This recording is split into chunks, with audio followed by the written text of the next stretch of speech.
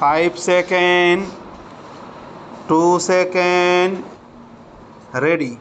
Sir, I consider it a privilege to place this recommendation of the Lok Sabha before the honorable members of this House. The motion for reference of the Constitution Amendment Bill was adopted almost unanimously by the Lok Sabha. So this recommendation has the backing of more than 97% of the members of the Lok Sabha. The motion for reference of this bill, which is of more than ordinary importance, was made by the Prime Minister himself. He dealt with this subject in his own lucid and inimitable way in his opening and concluding speeches.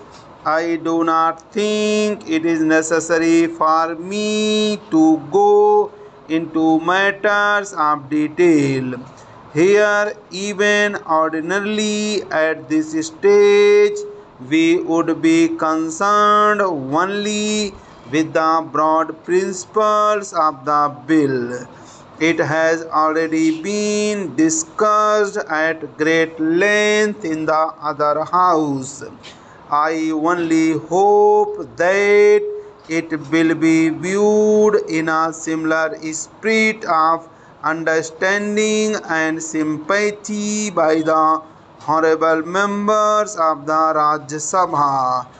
They are perhaps reputed for greater sobriety and wisdom.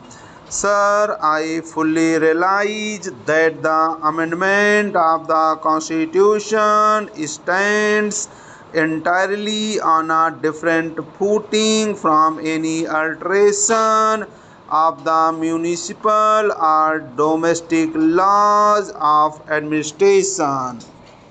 Here we are concerned with matters of a basic and vital character, and it is necessary to weigh every proposition dispassionately in an objective manner so that our decisions may be sound. Our Constitution was framed by the coest of the chosen in our land.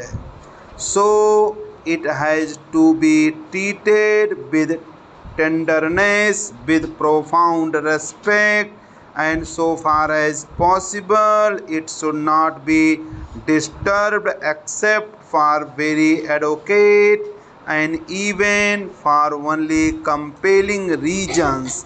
I feel that the amending bill satisfies these tests, and that is why I am making this motion. Our Constitution enshrines the main purpose and objective of our national policy. Our society is to be based on the twin pillars of social and economic justice. The preamble embodies the main objective for which the Parliament is designed and intended to function. It has, besides the preamble, the directive principles which in a way chalk out the road which will lead to the goal which has been defined in the Constitution. Still, in greater detail, we have also certain fundamental rights which are equally entitled to every consideration and regard. Besides, the Constitution provides for an independent judiciary and the Supreme Court. The function of the Parliament is the most important. It has an unlimited scope and it can if it so chooses and if circumstances so require, make far-reaching changes in the Constitution. The Parliament alone is capable of making a comprehensive and all-round survey of things and events, and after assessing them in their proper value and aspect, it alone is in a position to decide authoritatively as to what steps should be taken to give effect to the central purpose for which it exists. The events of the last few years, including the decisions taken by the Parliament, by the legislatures in other places, and those by the Supreme Court, have made it imperative that a bill of this type should be placed before the Parliament. The Supreme Court deserves every respect. Its decisions have to be carried out, but according to the formal rules governing the process and the procedure of a court, its orbit is circumscribed. Sometimes, perhaps, it is not expected even to look at the debates that are held in Parliament, or even at the preamble or the directive principles. According to the formal rules of interpretation, it has to consider the articles that come before it. It is from the very nature of its constitutional composition and the method of work prescribed for it, limited to the wording of the clauses which come under review before it. So it takes its decisions, and those decisions have to be carried out by us. Occasions, however, are bound to arise and have arisen when the decisions of the Supreme Court have not been in conformity with the declared verdict of the legislatures in the land.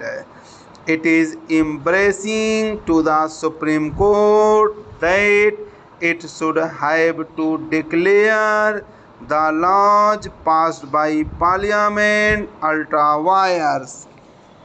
Mr. Speaker, sir, the bill introduced by Sri Thomas is a step towards fulfilling those promises and assurances which were given to the people of India by our great leaders, great freedom fighters, Mahatma Gandhi and Pandit Jawaharlal Nehru. I think that this is the need of the hour.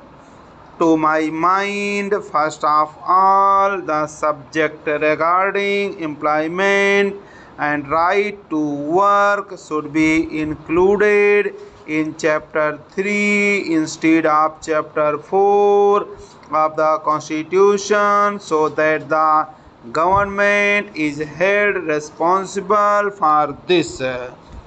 In the communist countries and even in non-communist countries, the unemployed are given some sort of doles to enable them to sustain themselves to a particular standard of living.